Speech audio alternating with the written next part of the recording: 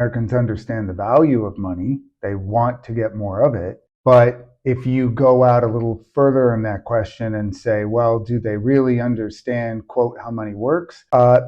There's a lot of examples of things Americans do, and we're generalizing, but that the consumers do that are not in their financial interest. For instance, you get a loan on a asset depreciates a lot over time. So that classic example of that would be a car.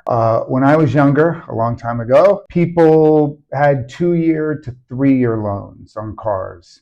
And yeah, at the end of 3 years, the car still had some decent value. Then you got to 4 years and now 5 years. And I've heard of like 6-year car loans. That becomes a huge problem because you're not just carrying a loan for a long time, which means a lot of interest, but you also, near the end of that, you have a very underappreciated asset and still a loan that is quite high, $50,000, $60,000, $70,000 loans. So I would say not understanding the types of assets that you should put leverage on.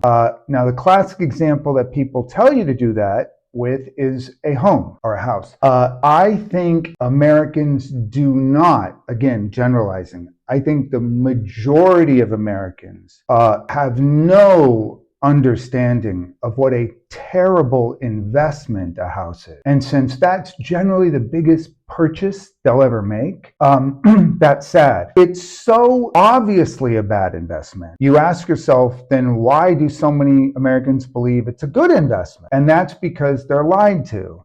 There is this, I can't even call it a conspiracy. There is just a concerted effort by enormous, powerful bloc, including the real estate industry, the appliance and home furnishings industry, obviously the mortgage industry, the financial services industry. All of these groups do everything to convey to people that it's a wise decision to buy a house and it's a terrible idea to rent. I hear this dumb comment all the time. Why am I throwing my money away if I'm renting? Well, aren't you, if you've borrowed to buy a house, aren't you throwing your money away with interest? Yeah, you're paying interest.